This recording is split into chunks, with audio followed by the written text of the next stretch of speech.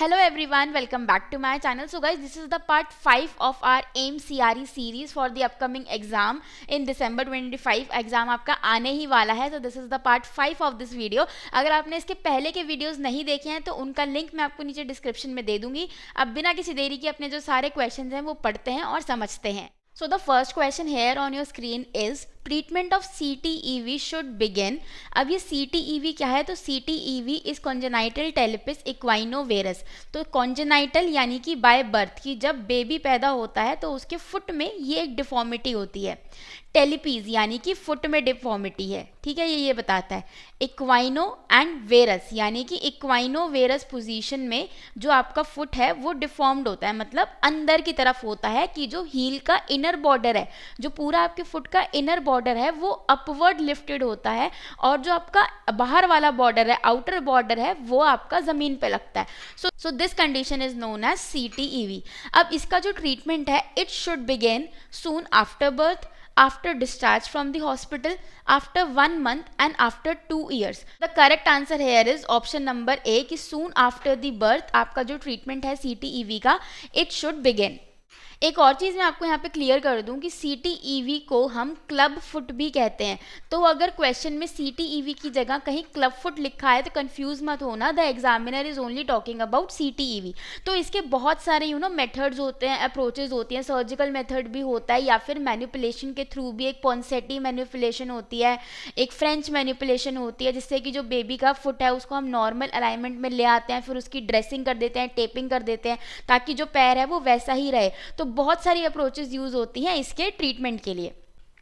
Next question is phocomelia is absence of short bones, complete absence of extremities, defect of long bones of limb and partial absence of extremities.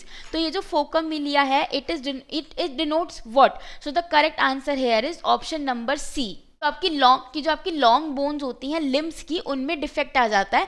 That is known as phocomelia. Next question is Brody's abscess usually involves long bones, short bones, pelvic bones और flat bones. So सबसे पहले ये समझो कि ये जो Brody's abscess है ये यूजुअली होता क्या है. So it is a type of infection. तो इन्फेक्शन में भी जब आपको क्रॉनिक इन्फेक्शन हो जाता है, तब आपका ये जो ब्रूडीज एब्सेस है ये आपको बोन्स में देखने को मिलेगा. और यूजुअली जो कंडीशन होती है ऑस्टियोमाइलाइटिस, उसके अंदर ब्रूडीज एब्सेस आर वेरी कॉमन. ठीक है, तो इनमें से कौन सी बोन जो है वो ज़्यादातर इन्वॉल्व होगी? तो answer is option number A, that is long bones. तो लॉन्ग बोन्स में आपके जो ब्रूडीज एब्सेस हैं वो आपको ज़्यादा देखने को मिलेंगे. लॉन्ग बोन्स में कैंसलस पार्ट में you will see Brodie's abscess. Next question is tuberculosis of the spine is known as Pott's disease, Scheuermann disease, Perthes disease and Freiberg's disease. So the correct answer here is option number A, pot spine या pot disease. तो इसको हम pot spine भी कह देते हैं या फिर pot disease या फिर tuberculosis of spine. तो यूजुअली जो TB है वो किससे स्प्रेड होता है? माइकोबैक्टीरियम ट्यूबरकुलोसिस, बैक्टीरिया से. So tuberculosis is a bacterial infection. ठीक है, इस चीज़ को ध्यान रखना है. Tuberculosis is a bacterial infection और ये इसका जो प्राइमरी साइट होता है वो होता है आपके लंग्स.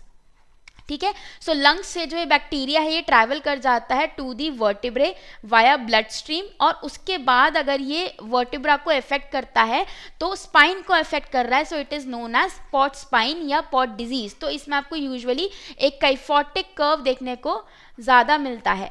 ठीक है, ये इसके कॉन्सिक्वेंसेज होते हैं. ठीक है, तो आंसर है pots disease. Now next question is bamboo spine is seen in tuberculosis, rheumatoid arthritis that is RA, ochronosis and ankylosing spondylosis that is AS. तो अभी हमने पढ़ा था कि टीबी में हमें कौन सी स्पाइन देखने को मिलती है? Pot spine.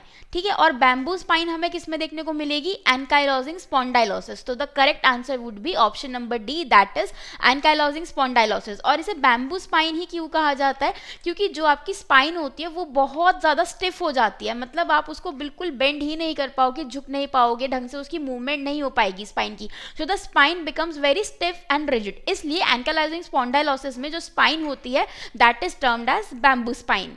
सो यहाँ पे the correct answer is option number D, that is ankylosing spondylosis. Next is the cause of rheumatoid arthritis is familial, immunological, infective या फिर ट्रोमैटिक। अब इनमें से क्या कॉज करता है RA को, यानी कि रूमेटॉइड अर्थराइटिस। अब यहाँ पे करेक्ट आंसर क्या हो जाएगा, तो यहाँ पे जो करेक्ट आंसर है जो कि इस क्वेश्चन के हिसाब से अप्रोप्रिएट है, it is option number B, that is immunological, की ऑटो इम्यून या फिर हमारे इम्यून सिस्टम की वजह से ही रूमेटॉइड अर्थराइटिस कॉज हो रहा है।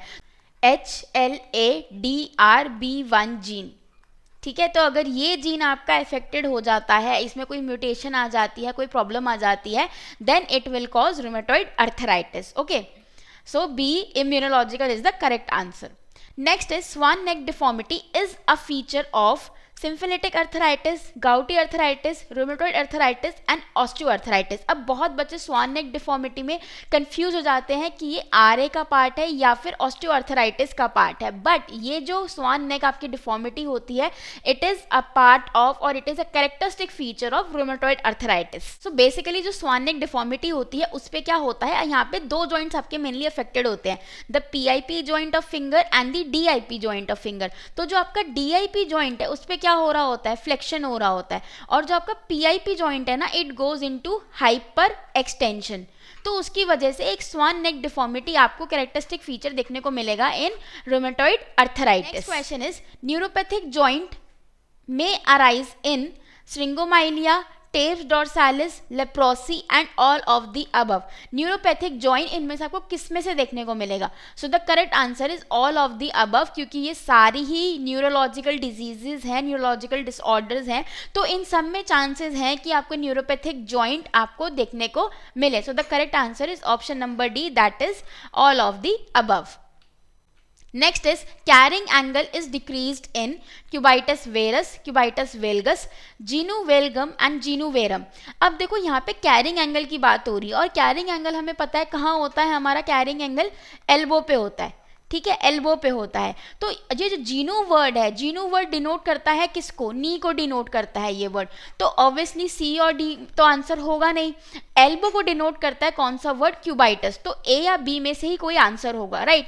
अब वेरस का मतलब होता है कम होना, कम होना, ठीक है, और आपका वेलगस का मतलब होता है बढ़ जाना, बढ़ जाना। बहुत इजीली आपको याद रहेगा ये हमेशा, वेरस का मतलब होता है कम होना और वेलगस का मतलब होता है बढ़ जाना। तो यहाँ पे क्या पूछा है साफ साफ कि carrying angle is decreased in. अब कैरिंग एंगल डिक्रीज किस में होगा, so the correct answer will be option number A, cubitus varus में आपका जो कैरिंग एंगल है ऑब्वियसली वो एल्बो का कम होगा। So the correct answer is option number A, cubitus varus. So guys, this is all about today's video. I hope you find this video helpful and informative, and please like, share and subscribe to my channel for more such informative and knowledgeable videos.